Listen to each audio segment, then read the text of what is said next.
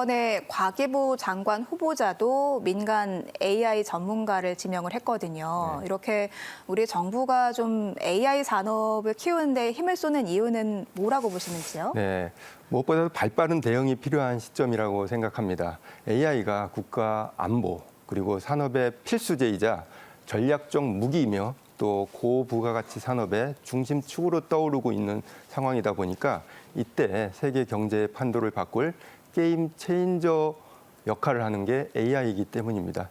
AI가 인류에게 기존의 불이나 전기 또는 심지어 컴퓨터보다 더 큰 영향을 미치고 있으며 또 이제 선택이 아닌 필수라는 인식이 강해지고 있는 상황입니다. 이재명 대통령은 대한민국이 세계를 주도하고 첨단 과학기술로 미래를 설계하고 글로벌 질서와 문명을 이끄는 선도 국가가 되기 위해서 KAI가 반드시 필요하다고 강조하고 계십니다.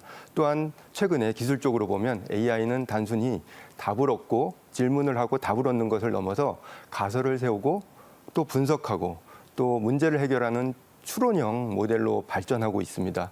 이런 상황에서 대한민국의 새로운 AI 글로벌 주도권을 잡을 기회가 생긴 겁니다. 현재 각국이 자국의 통제력 안에 있는 소버린 AI 구축을 원하고 있는데요. AI 생태계를 독자적으로 완성할 역량을 갖춘 나라는 매우 드뭅니다. 특히 한국형 언어 모델 그리고 또 한국에 특화된 GPU 이런 것들을 가지고 한국의 역사적, 문화적 정체성을 지킬 수 있는 그런 데 AI가 필수적이며 또 이는 이제 국방에서 핵 개발에 비유할 수 있을 정도로 굉장히 중요한 상황입니다. 네, 그렇게 중요한 AI, 그러면 교수님께서 보시기에 우리나라의 AI 기술력은 전 세계와 좀 견주어 봤을 때 어느 정도 수준이라고 판단하시는지요? 네, 현재 우리나라 AI 기술력은 글로벌로 보면 한 5위에서 8위 정도 수준입니다. 글로벌 기준에서 강점도 있는데 또 해결해야 될 과제도 있습니다. 강점이자고 하면 우리나라가 반도체부터 소프트웨어까지 AI 전 과정을 갖춘 생태계를 보유하고 있는 나라라는 겁니다. 고성능 반도체, 하이퍼스케일 데이터 센터 건설, 전력 인프라, 그리고 클라우드 플랫폼 운영, 그리고 초거대 AI 모델 개발 역량 등 AI 생태계가 제대로 작동할 수 있는 풀스택 역량을 갖춘 전 세계적으로 몇 안 되는 나라입니다. 네. 특히 우리나라는 AI 개발 역량을 바탕으로 소버린 AI 생태계 패키지를 해외에 수출할 수 있는 역량도 가지고 있습니다. 또한 버티컬 AI, 특히 이제 우리나라가 강점인 게 의료 버티컬 AI인데요. 루닉과 같은 국내 기업들이 세계적으로 유명한 의료기관에 사용되고 있으며 이는 신약 개발에도 사용되고 있고요.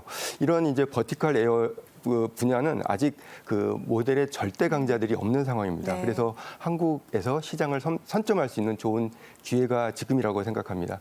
물론 해결할 과제나 한계도 있습니다. 우리나라 클라우드 플랫폼과 솔루션은 아직 글로벌 선도 업체와는 약간의 격차가 있고요. 또 최근에 스탠포드 AI 인덱스 리포트에 따르면 한국에 주목할 만한 AI는 1개로 등록돼 있는데 미국은 40개, 네. 중국은 15개를 등록한 상황입니다. 또한 AI 본질이 실제로 데이터 싸움이거든요. 이런 데이터 싸움에도 불구하고 국가 차원의 데이터 센터가 부족하고요. 또 데이터 셋도 부족한 상황입니다. 이런 이제 한계와 이런 과제를 극복한다면 한국은 전 세계적으로 AI 생태계에서 풀스택 역량을 갖춘 그런 국가로서 앞으로 세계적으로 발돋움할 그런 기회를 찾을 수 있는 때라고 생각합니다. 네, 앞서 교수님께서도 잠깐 언급을 해주셨는데 요즘 AI 산업 발전 전략 얘기할 때 소버린 AI라는 단어가 많이 나옵니다. 조금 낯선데 이게 어떤 건지 또 관련 정책 어떤 것들이 있는지도 좀 짚어주시죠. 네, 소버린이란 말도 조금 생소하긴 한데요. 소버린이라는 뜻은 자주적인 네. 또는 주권이 있는 뜻입니다. 특히 이제 소버린 AI는 주권 인공지능이라고 해서 어떤 한 국가 내에서 독립적으로 주권을 갖고 구축한 AI라는 뜻입니다. 이미 글로벌에서는 오픈 AI의 챗 GPT나 구글 제미나이 또는 퍼플렉시티 같은 그런 기업들이 어느 나라의 소버린 AI를 구축해주겠다는 그런 제안들을 많이 하고 있습니다. 네. 또 해외에서도 최근 소버린 AI 투자가 대세인데요. 프랑스의 마크롱 대통령은 기술 컨퍼런스에서 소버린 AI 인프라 구축을 주권을 위한 우리의 투쟁 이란 말로 지칭하기도 했고요. 일본 정부도 지난해부터는 4,400억 정도를 투자해서 일본어 모델 기반의 소버린 AI를 구축하고 있고요. 인도도 인디아 AI 프로젝트를 활용해서 소버린 AI를 국가적 사명으로 만들고 지금 개발 중에 있습니다. 네. 우리의 기술도 단순히 국산화에 머물지 않고 데이터, 인프라, 인재, 윤리, 규제 전반적인 생태계의 국가 주권을 확보하는 것을 목표로 해서 소버린 AI를 단순히 이제 글로벌 기술을 추적하는 데를 떠나서 어떤 국가의 그 인프라까지 구축해 줄 수 있는 그런 역량을 확보하는 전략입니다. 특히 이제 이재명 대통령은 최근에 KAI 이니셔티브를 통해서 5대 핵심 과제를 좀 만들었는데요. 첫 번째가 AI 100조 투자 시대입니다. 100조 원들을 투자해서 정부가 민간 투자에 마중물이 되고요. 이를 통해서 AI 클러스터를 조성하고 AI 핵심 자산인 고성능 GPU를 5만 개까지 확보하는 겁니다. 또한 이를 통해서 글로벌 AI 이니셔티브를 확보하는 건데요. 국제 협력이 굉장히 중요한데 AI를 공동으로 개발하고 또 글로벌 AI 공동 투자금도 만들어서 다국적 AI 플랫폼에서 한국이 선도 국가가 되는 것을 목표로 하고 있습니다. 그 외에 AI 기본사회 또 국가 책임 AI 인재 양성 그리고 AI 규제 완화 등을 지금 목표로 하고 지금 정책들을 추진하고 있는 상황입니다. 네. 지금 말씀해주신 AI 기본사회, 이게 이재명 대통령이 후보 시절 좀 강조한 내용이기도 한데 AI 기본사회는 좀 어떻게 우리가 이해를 할 수 있을까요? 네. 한국형 챗GPT, 이재명 대통령의 AI 기본사회 또는 모두의 AI 프로젝트의 핵심 내용 중에 하나입니다. AI 기본사회는 이재명 대통령의 대선 핵심 공약 사항인데요. AI가 어떤 특정한 사람 또는 전문가의 그 전유물이 아닌 누구나 쉽게 만들고 사용할 수 있는 공공재 형태로 만들어서 모든 국민이 AI 혜택을 누릴 수 있는 사회를 의미합니다. 특히 어떤 부분이 강조될 수 있냐면 AI 접근성 보장과 활용을 보편화한다는 면입니다. 두 번째로는 국가 행정 운영 체계를 AI 중심으로 개편한다는 내용이고요. 또 이를 통해서 안전한 사회 실현 또 국민의 삶의 질의 개선 이런 것들을 그 목표로 하고 있습니다. 결국은 AI 기본 사회는 AI 활용과 보편성을 기본으로 하고요. 접근성 보장을 통해서 국민의 삶의 전반적 편의성을 높이고 AI 혜택을 전 국민 모두가 누릴 수 있는 국가적 차원에서 인프라와 제도 구축하고 이를 통해서 안전한 사회를 만들겠다는 포괄적인 비전이라고 할 수 있습니다. 네.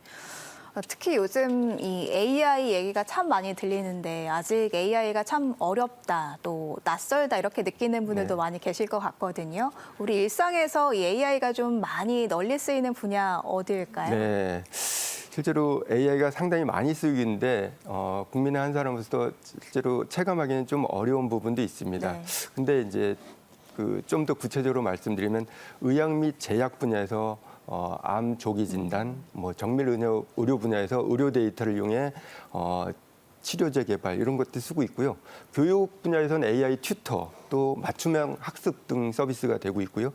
공공행정 쪽에서는 민원인 자동응답 시스템, 요거 AI입니다. 네. 그리고 이제 보안 관제 부분에서는 보통 동네에 설치되어 있는 CCTV 이것을 활용한 범죄 예방 또는 치매 노인 찾기 이런 등의 다양한 서비스들이 이미 저희 현실 피부 속에 와 있고요. 결국은 이런 AI 접근성을 더욱 높이는 게 이번 정부의 핵심 과제입니다. 네. 자, 그런가 하면 이 AI 발전의 핵심으로 꼽히는 게 바로 GPU입니다. 이게 핵심 자원인 만큼 GPU를 확보하는 것도 굉장한 중요한 문제일 것 같은데 우리 정부의 확보 방안 어떤 것들이 있을까요? 네, GPU AI 발전의 핵심적인 필수 인프라입니다. AI가 미래 안보 또는 산업의 필수제, 고부가가치 산업의 중심축인 만큼 AI 발전을 위해서는 막대한 자본과 인프라가 필요한데요. GPU는 특히 초거대 언어 모델 같은 고도화된 AI 모델을 효율적으로 충분한 성능으로 서비스하는 데 핵심적인 역할을 하고 있습니다. 특히 파운데이션 모델 같은 개발을 할 때 AI가 진짜 많은 GPU가 필요한 상황인데요. 이재명 대통령은 KAI 이니셔티브에서 AI 100조 투자 시대를 열 때 최소한 5만 개 이상의 GPU를 확보하겠다고 공약을 했습니다. 네. 이는 AI 인프라를 확충해서 기술 주권을 확보하고요. 또 이를 통해서 이제 글로벌 경쟁력을 확보하는 건데요. 최근에 그 하정우 AI 수석은 2030년까지 5만 개가 아니라 50만 개를 확보해야 된다고 언급을 했습니다. 네. 실제로는 뭐 저희 현업에 있는 또는 학계에 있는 분들 입장에서는 아마 이보다 더 많은 GPU가 필요할 걸로 예상이 되고요. 네. 최근에 SK그룹은 지난주였나요? 국내 최초 또 최대이자 그 규모가 심지어 100메가와트급 되고 GPU 6만 장을 수용할 수 있는 데이터 센터를 건설을 시작했는데요. 정말로 한 7조 원 정도 투자되는데 앞으로 향후 1기가바이트까지 확장할 예정이라고 합니다. 결국 이제 정부와 민간 분야가 함께 GPU 확보를 위해서 노력을 해야 될 때가 아닌가 생각합니다. 네. GPU 확보도 중요할 것 같고 또 교수님께서 보시기에 이 AI 발전을 위해서 더 네. 육성해야 할 산업 분야는 어떤 분야라고 보시는지요? 네, 실제로 AI 발전을 위해서 앞으로 육성해야 될 산업은 굉장히 많습니다. 특히 AI 반도체 그리고 인프라 산업입니다. NPU라고 하죠. GPU보다 조금 더 뛰어난 성능을 가지고 있는데요. 이런 개발 실증 사업을 적극적으로 지원해서 주권을 확보해야 되고요. 또 데이터 센터 건설 그리고 전력 인프라 무엇보다도 중요합니다. 또 이런 생태계의 기반이 되는 게 에너지이거든요. 에너지 산업도 굉장히 중요하고요. 네. 또 제조 AI의 육성도 필요합니다. 철강, 화학, 자동차 같은 7대 제조 산업군에 AI 기술을 접목해서 산업 진흥화를 빨리 이루는 것이 중요하고요. 또 이를 통해서 데이터를 많이 확보해야 됩니다. 이를 또 AI 파운데이션 모델을 만드는데 활용할 수 있어야 되고요. 또 다른 측면에서는 버티컬 AI라고 합니다. 특화 AI라고도 하는데요. 보건, 의료, 환경, 재난관리, 교육 등 특정 분야의 버티컬 AI를 활성화하는 게 중요합니다. 특히 아까 전에 말씀드렸던 의료 AI 분야는 한국이 굉장히 경쟁력을 가질 수 있는 분야라고 생각합니다. 네. 물론 아까 전에 말씀드린 소버린 AI를 통해서 글로벌 생태계를 구축하는 것도 필요하고요. 한국형 언어 모델을 만드는 그런 이제 산업 분야도 반드시 필요합니다. 결국 이런 모든 산업들은 AI의 기술을 가지고 핵심 산업 경쟁력을 확보하고 한국의 강점들을 활용해서 글로벌 시장을 선도하며 또 국가 경제 성장에 새로운 동력을 제공할 수 있기 때문에 매우 중요하다고 생각합니다. 네.